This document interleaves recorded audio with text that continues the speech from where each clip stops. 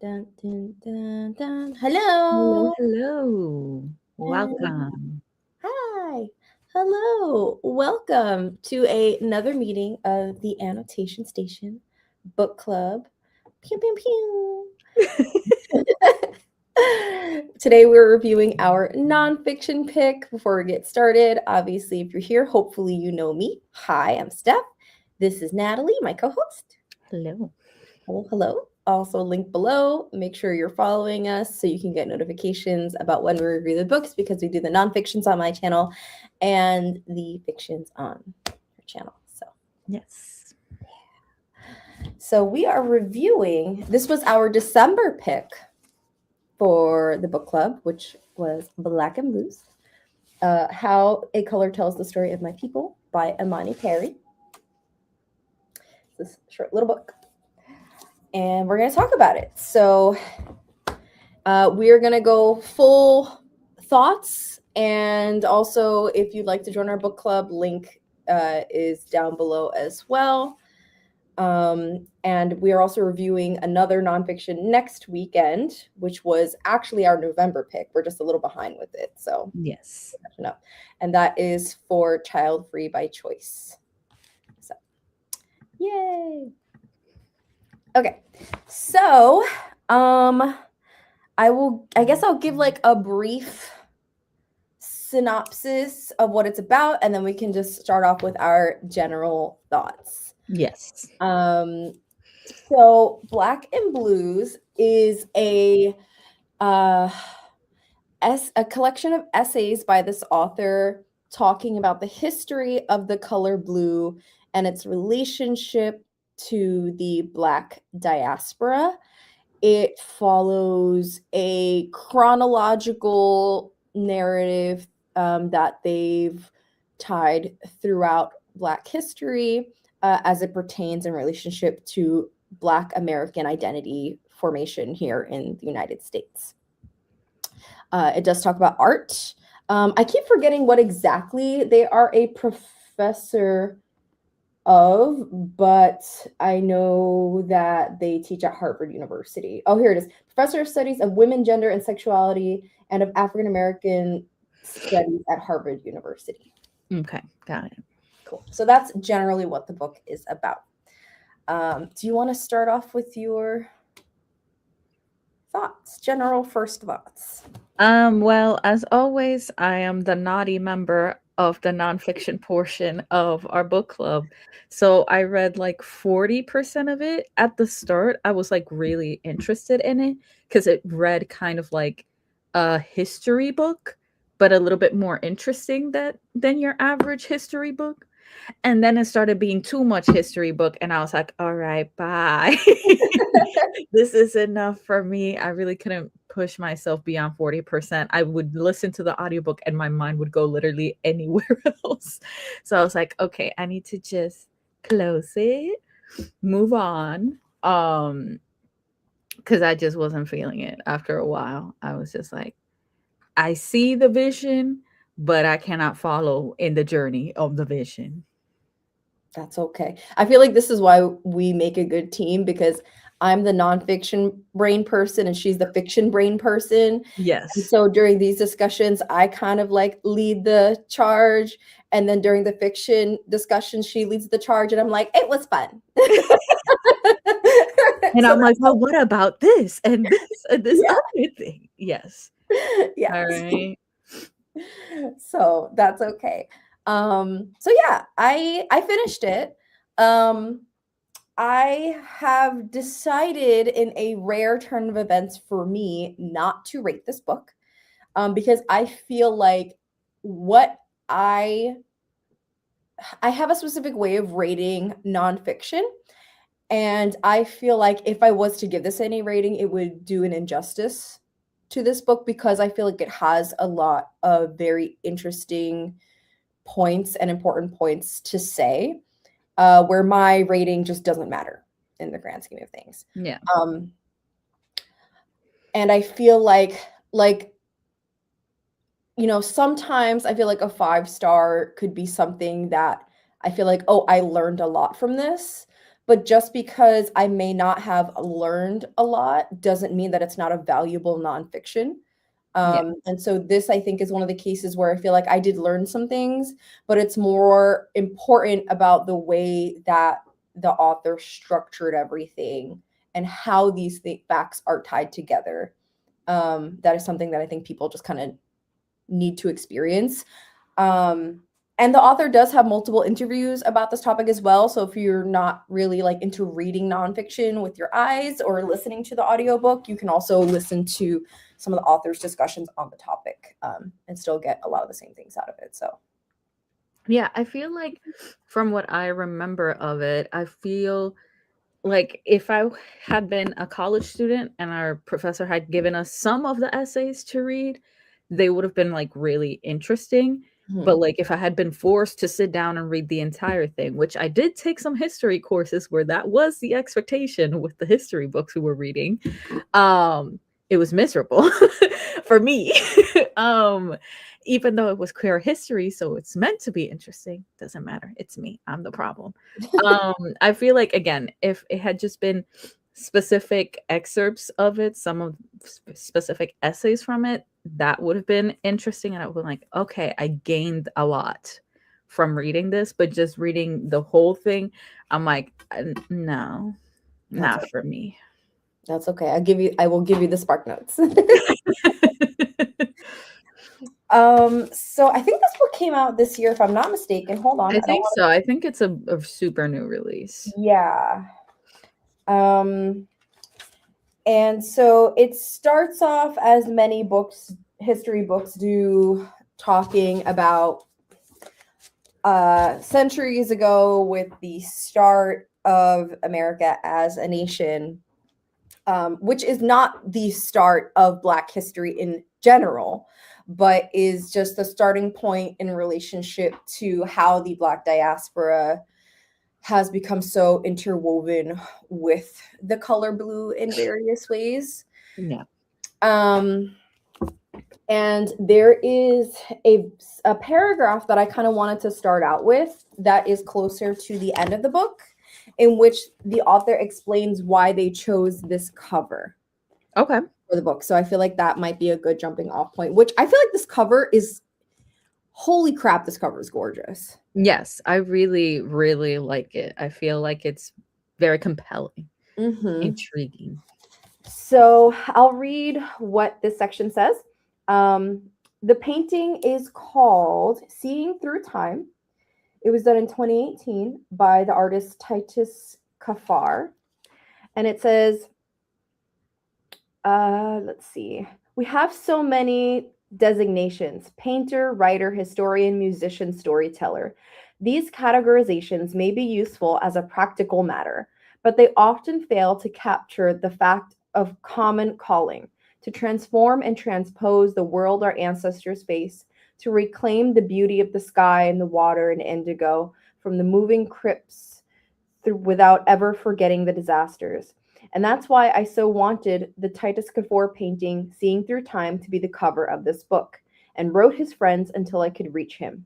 He described it as two paintings overlaid to create a fictional, one dimensional time warp, whereby the removal of the European character from the painting creates a space for a young Black page to encounter a contemporary Black woman. They exchange a gaze. End quote. That's a calling to see through time in order to see today. Each act of haunting and witnessing the past is also the work of living in the along. You know the plot device of time travel stories, how if the contemporary figure goes into the past, her meddling can forever shape the future. In pop culture, that's considered a bad thing, but in our lives, it can be holy. And I was like, ooh, okay. That's Okay, I see that. I feel like it's actually the way the painting was described, I'm like, this is the type of artwork that usually is very interesting to me. Like, because I can enjoy artwork that's just like silly and fun and whatever, but like if I'm actually trying to intellectually engage with it, it's the type of artwork and creation of artwork that I find very interesting. mhm. So it gives it a new layer that I'm like, okay, I see why I was already like pulled towards it to Mhm. begin with. Um, and it's nice to know more about it. Yeah, this painting is a level of I guess political intrigue that I aspire to as a Latina artist in my own right. And it's something that I think there are other artists like Titus that are doing similar things in this kind of like recreation of what used to be considered like highbrow art that was reserved for a specific echelon of people who can afford it. And usually, if there was any Black people present in that artwork, they would usually be secondary or like an accessory, as exemplified by the page boy that's here. So replacing what would have been the white body with a modern woman says a lot about the historical changes that have happened since this kind of artwork was considered contemporary to our contemporary. So I thought that was pretty genius. So yeah, I thought that was a great starting point. And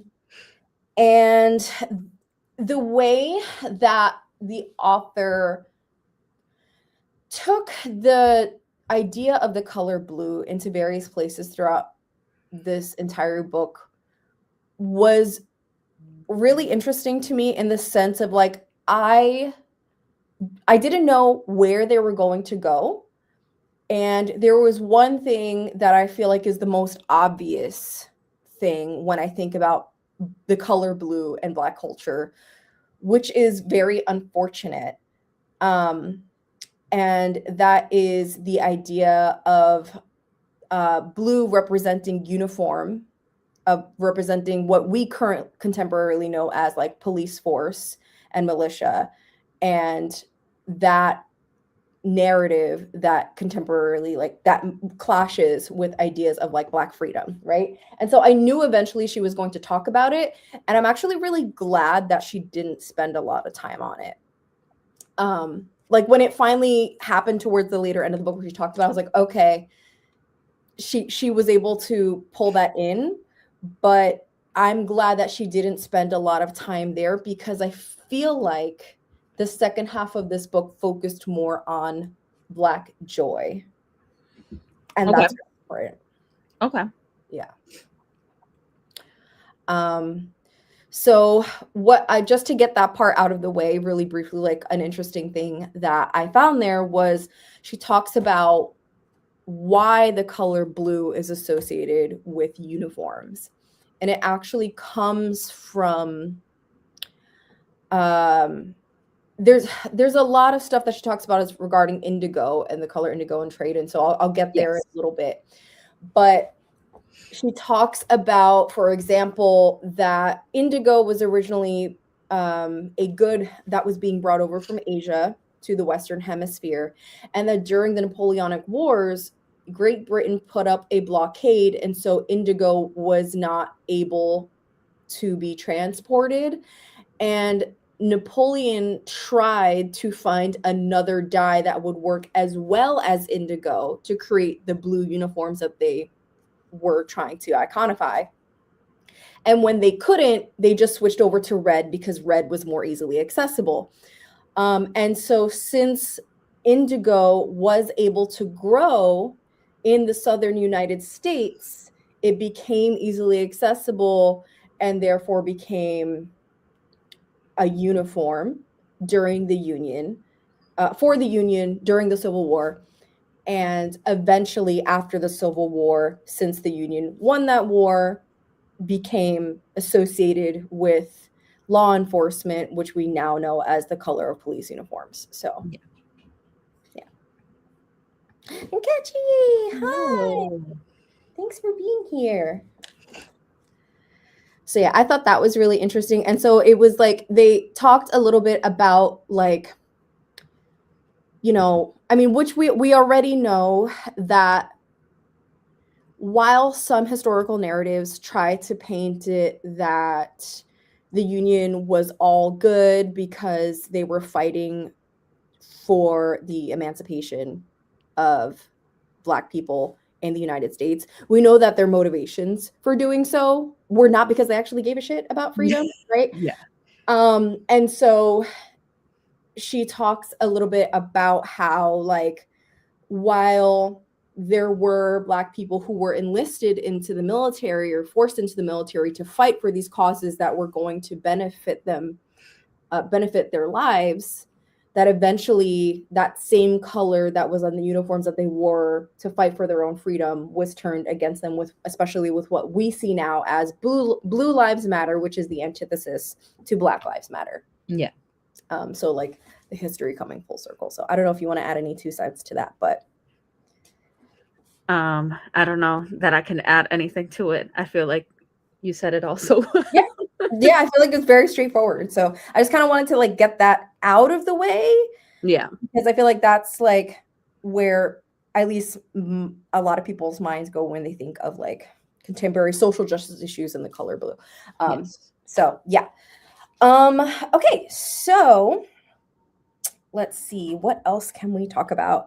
A big portion of this first half of the book was on the history of the color indigo. And I think this is something that me and you will be able to talk about more because it does tie into cultural associations with the color blue. And so I feel like as Latinidad, we also have cultural associations with the color blue. But so she talks about how part of the slave trade was bringing over indigo and other like cobalt and other blue materials from West Africa. And so indigo is prized as a light fast dyeing material. So in art, the word light fast means that light doesn't damage the material. So like, you know how you leave like a book out in light or clothing, it'll eventually fade. Yes. Light damages pigment. And so indigo is prized for being light fast. So whenever people would be wearing clothes outside, they wouldn't lose their blueness, right? Mm-hmm. Because of the quality of the material. And so when slaves were being brought over from West Africa, a lot of them were already had cultural associations with the color blue. Yes. As far as like beadwork and other things that they had with them, because blue is associated with water, and it has like water and the color blue have a lot of purification association in many cultures. And so haint blue is a specific reference to the kind of blue that was used by Black Americans, because it's not that they were specifically being given indigo, because indigo in many places for a while was considered more valuable than the lives of the people that were being forced to make the dye. Correct. Which is horrible. But that the leftover like sludge, I guess, from the plant dyeing process was used by Black people to paint their homes, their doors, their ceilings, and like things like that. And so a haint, if for anyone who doesn't already know, is basically like a wandering spirit, right? Like a I guess a ghost for more, but like with a negative association, right? So like a negative energy spirit. And so these colors were painted on doors and on porches and ceilings and things like that, so that if a spirit would come by, it wouldn't haunt the home and bother the people in the home. It wouldn't be able to like cross the threshold kind of thing. And the same thing did happen in, which she doesn't really talk about here, but I recognized it from what I know about Latinidad, because we have a lot of mix of African cultures in Latinidad, right? And so like the original blue from the Puerto Rican flag was essentially a haint blue, which associates with the, you know, the Black culture that we had, our indigenous cultures and Black culture that was brought over to the Caribbean. So like I saw that connection, and I was like, it immediately made sense to me. Yeah.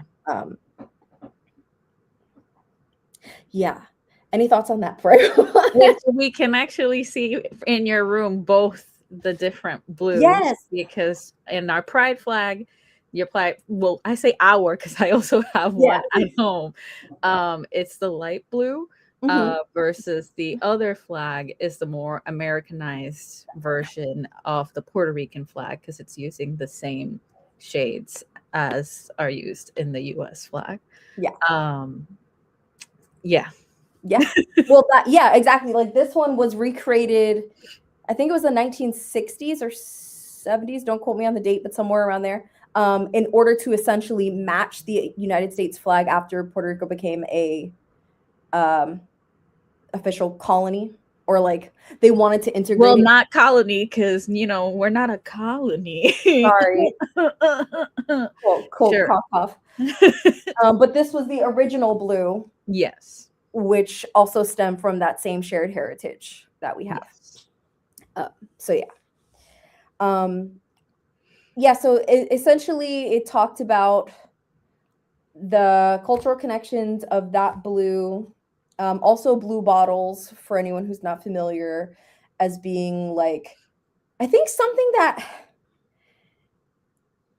I hadn't really thought about it, again, because this is not something that like my family did. And also I grew up, I mean, I'm a Jersey person. So like this isn't something that's typically done in Jersey, but you do see it a lot, I think a lot more in the South, which is like blue bottle trees. And like blue ornamentation or like wind chimes and things like that. Yeah. Specifically being, again, to deter like evil spirits. And so that being something that's seen a lot in the South, but people who are not of the culture copying that and being like, oh, look, it's a cute little thing that I do to decorate my house, but actually not understanding like the cultural significance, and that is in a way taking from Black culture and just commodifying it, and not actually, like, it's not that you can't hang a wind chime, it's just like educate yourself as to like why, you know what I mean? So yeah. Okay, what else? Were there any, before I continue, which part did you get up to? Do you remember? I don't think I can remember where I left off because I do remember all the conversations about because you were mentioning like the painting of the houses and the leftover, like I remember all that being discussed in the book. I feel like the other thing that was memorable to me that I think maybe came a bit after that, but don't quote me on that, is like the idea of names, which again always is one of the big things that I focus on when I'm reading anything, frankly. Because they were talking about different, I'm trying to remember the particulars, frankly. Because I know they were talking about this group of people and this idea of how would they refer to themselves. And at this point, basically, we may not even know how they would have referred to themselves because it's been so ingrained into our history how they started being referred to that it's like, where does one thing begin and where does it end? And where do a group of people start to accept a terminology and just incorporate it into their own self-identity? I'm remembering parts of that, but I can't remember like I think a big part of that section for me was like the naming of countries and the naming of places, because I shouldn't have been surprised by this, but it was one of those things that when she said it, I was like, oh yeah, no, that makes sense, that a lot of countries and the names for different groups of people as we know them here in English are the names not of what they call themselves, but of the names that were given them to describe them, right? And actually that most of them are based off of color. So like, for example, Ethiopian was once a Greek term for black-skinned people generally. Not that Ethiopians were actually calling themselves Ethiopian, right? Yeah. Or that the English term Guinea came directly from Portuguese for the word Guinea, which emerged in the 15th century to refer to the lands inhabited and is a generic term for Black African people south of the Senegal River. Basically means like tawny. And I was like, of course. Yeah. Yeah, that whole part for me was very interesting. Again, since I finished, well, I DNF'd it such a long time ago. That's why I can't really remember the particulars. And I was listening to the audiobook anyway. So even if I wanted to be like, okay, let me reference back, I can't. That's okay. But yeah. Yep. Oh, this part messed me up. It was where she was talking about in 1926, Firestone Tires set up plantation back in West Africa and sent freed black former slaves to become the new colonizers in West Africa, and essentially, like, they were called like American Liberian rulers. People who had once been subject to the violence of the American plantation system grew to be masters of the neo-plantation colonial system that served American economic interest. And it just every time we talk about something where a person who who is oppressed in some form or fashion continues to perpetuate that cycle of violence. It's like I know it in my head that that's how the cycle of violence works, and every time I struggle. Yeah, I know. It actually makes me think of the nonfiction book we read earlier in the year about Latinos who are turning to the alt-right.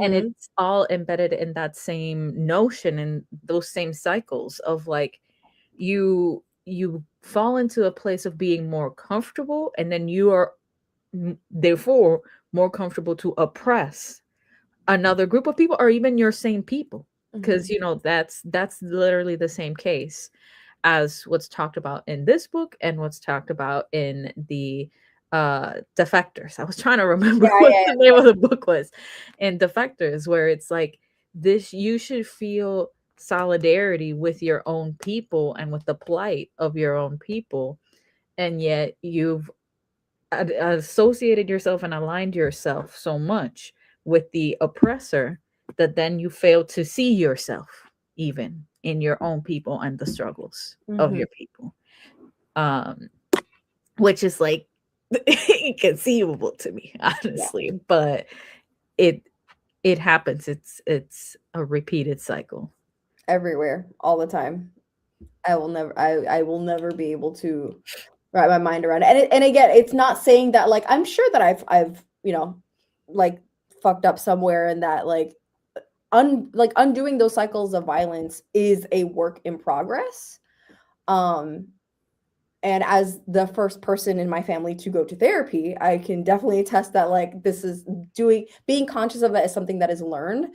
So it's not necessarily that like I'm not trying to say that I'm faulting the people who were victims of this system for continuing this system 100%, because the system itself was created for that level of indoctrination. It was Yeah. created for that level of not providing people with access to be able to have that lens of this is not normal and this is not something that should be continued.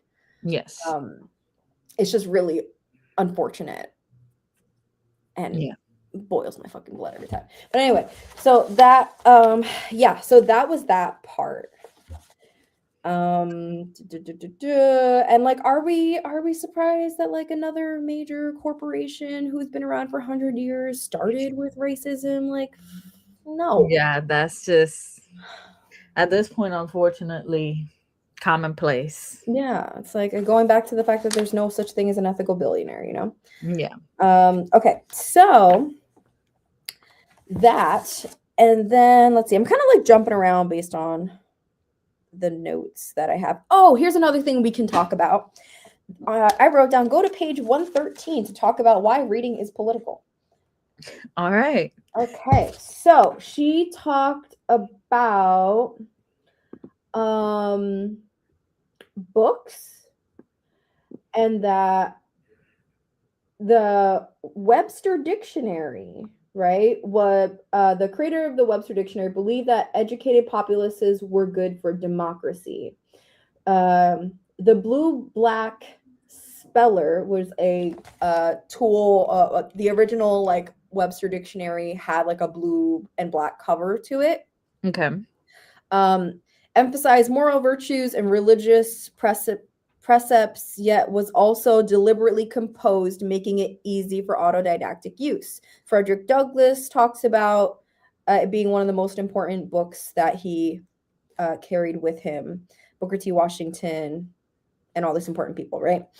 But the point is that there were so many millions of copies of this book that were sold, and it was made to fit in the palm of your hand. And for today's reader says it would seem quite modest. But even with that there were so many laws in place to make sure that a Black person would not be found reading. And, you know, the same can be said for many minority groups, not just Black people, that knowledge is, there are laws, and book bans are an attempt at making laws to prevent minority groups from gaining access to knowledge that is going to break that cycle of violence that we were just talking about.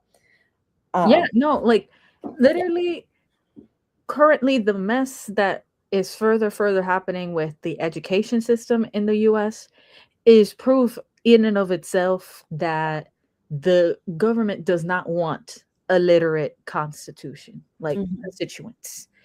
They want to make sure that they remain dumb, so they're more easily susceptible to their propaganda, to what they're trying to accomplish, which ultimately, most of the time, because it's not the can't say this about every single, you know, member in politics or higher power, but most of them, what they want is detrimental to the average person.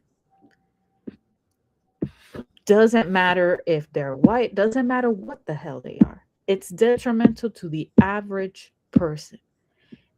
There's nothing for you to gain from it because all of it is about maintaining power, sustaining control over the populace, and making sure that only a very select few are privileged enough to do whatever the hell they want. Mm-hmm. And that's why you see so many posts on social media about like the literacy crisis. And like it feels ridiculous, but it's also very real. Mm-hmm. It's also very real. Like it's not an exaggeration when they say that most Americans have a below sixth grade level reading level. And that's scary. Yeah. That's scary. This was talked about more in that other book that was reviewed for the book club, Black AF History. And in there, it talks about how all of these laws that were created specifically by the white majority to oppress the Black minority were done with such short sight, not thinking that these oppressive laws would ever come back to them in any way, and that affect their populace in any way, because they believed in this like clear divide of wealth and resources and knowledge. And it's like, well, yeah, it did. Where our country is suffering from these legislative choices decades later because we have a literacy crisis in our country, and it's got us where we are politically now. Yeah. Like the short-sightedness of racism. So yeah, so it talked about that for a little bit. Let's see. What else? Where else do I want to go? She did talk a little bit about contemporary artists who I love. I was like, delicious. So my girl Sonia Clark and my girl Vanessa German. I was like, I love them. But like, she didn't really focus on them too much. It was just a small amount. It was nice to know that she was talking about being friends with contemporary Black artists and how that they integrate the color blue as an important part of their artwork. to talk about the history of the color blue and black history. Yeah, but even so, as much as I love that part, I'm not going to say a lot because it wasn't really like the main thing. Yeah. Okay, one thing that was interesting. So there was a big chunk talking about blues as music, as the genre. Yes. Where do I want to start with this? Because there's so much. Okay. There were quite a few people named Blue that she referenced. Okay. And the reason that she kept bringing up all of these different people who were Black people with the last name Blue, and their relationship to blues music, was that she talked about how Black culture is constantly appropriated but never credited. Mm-hmm. And so she wanted to give a space, albeit small, on the pages of a published book to these people who would otherwise have been forgotten to history, even if their contributions were small. Yeah. And so I thought that that was important. Yeah. No, I feel like that's part of like, and this is somewhat sillier, but it is connected to that, is one of the popular things about appropriation of Black culture is AAVE, and it being used by everyone and oftentimes not even correctly. And so like I've seen lately a lot of Black folks actually making videos of like, y'all have your own vernacular that's actually fire. How about you bring back these phrases that are like also cool and come from y'all? It's like it's yours. It's yours. And this is also something that happens a lot with like a lot it's as well with language, like a lot of it that's become popularized, especially in like white male gay culture, comes from Black trans women, and it's being erased. The origins of it is being erased because it's being popularized by this group of people that's like, this is not even yours. Correct. This is not even yours. Correct. Case in point, clock it. They don't even clock it right. Like constantly. And it's constantly somehow being monetized and being created as like this commodity that again is never credited. Yeah. It's because with music, with blues itself as a music genre, that has happened to it, which its origins are also tied into like rock and roll, which also now is very much seen as just a white culture thing, when like its roots are not there. It's certainly not there, but it's just more and more whitewashed as it gets appropriated and incorporated into white culture. Absolutely. And it's just unfortunate. Yeah. She also talks about blues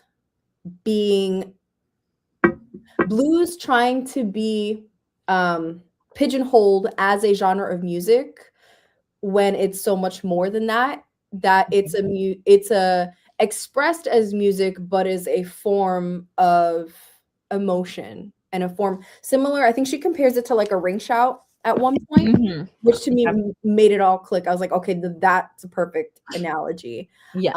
But like, something that is a vehicle for communication and like group expression that is deep, something that is deeper than words can go, especially when we're using the language of our colonizers. Like it's something that is deeper than that. Yeah. So, yeah. So those were like the biggest takeaways from that section on blues and music. And again, it's a small book. And the chapters are literally, some chapters are literally like 2 pages. So it's like jumping from story to story about these people. A part that made me freaking sad, hold on, I got to share this with you. I don't know, like growing up in a Puerto Rican household, Tito Puente was like a god. Yeah. Okay. And so to read that, so Santa Maria was a Cuban musician who was in Tito Puente's original band. But to find out that they quit because Santa Maria was clearly like more Black Latine than Tito Puente, who was white Latine. Yeah. Played with him from 1951 to 1957, and reportedly because Puente did not speak up against racism directed at Santa Maria during their gigs in Miami, he quit the band. And I was like, oh, wow. Rocked my child. But that's a whole other can of worms. The what am I? The colorism and all that within the Latino community. Nasty work. Yeah. Nasty work. I was like, damn. So it's sad, but is it surprising? No. Yeah. No, it's not. Not surprising at all.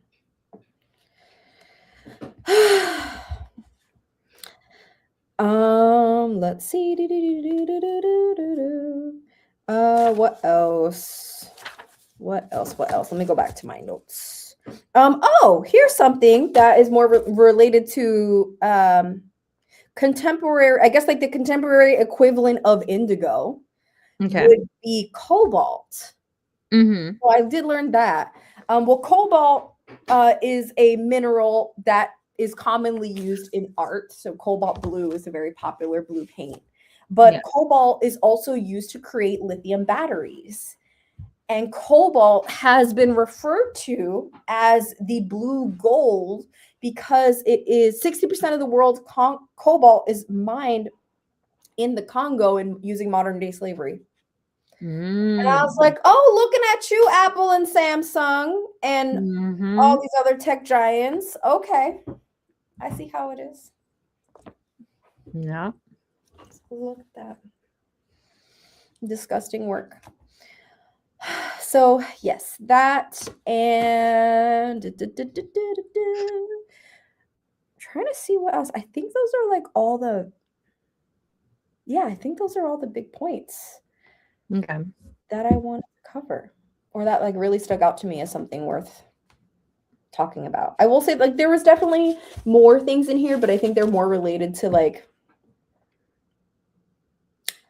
very specific. I guess like the last thing I can think of that to me stuck out was she was talking about Toni Morrison's The Bluest Eye. Okay. And for anyone who hasn't read that, which includes me, actually I've been meaning to, but I've not actually read it. That might be a good book club pick. I did read it like a while ago. I think like when I first started reviewing books, but I was not a good enough reviewer at the time, I think, to do it justice. So, but essentially it's about this little girl who believes that she gets blue eyes, and it talks about this like duality of blue-eyed versus black-eyed, and creating this notion of like blue eyes being superior, which is still common, even though they're a recessive gene. Yes. So they're not like scientifically dominant. It's human construct. She talks a little bit about that, but I was like, oh, that might be good for our book club to pick up. So yeah, I think that's really all I got. Oh, yay! So maybe we need to put it at some point next year. Cool, perfect. I will add it to our secret list of books that we're planning for 2020. Yes. Yes. Okay, cool. So once again, if you want to join our book club discussions, our live shows are always free. I do the nonfictions here. We do the fictions on Natalie's channel. Next weekend, we are doing our other nonfiction pick, Child Free by Choice by Dr. Amy. Amy Blackstone. There we go. Dr. Amy Blackstone is going to be here on my channel next week. And then, what are we reading in January? We already announced it. Well, our fiction pick is the one I remember. I can't remember what the nonfiction is because I will not be partaking. I will be reviewing that one. Yes. Oh, isn't it like the art book? Yes, it's the art book. Oh, fudge. Hold on. I'm such a I should have been more prepared. Here it is. Oh, Takedown, Art and Power in the Digital Age by the author Farah Nayeri. And I chose this because she is an Iranian art critic who has worked for various news outlets and is talking about art and censorship online. Yes. So that's what we're reading in January. Okay. Yay! Amazing. We did a thing. Heck yeah. Okay, guys. Thanks for being here, and we'll see you later. See you later. Bye.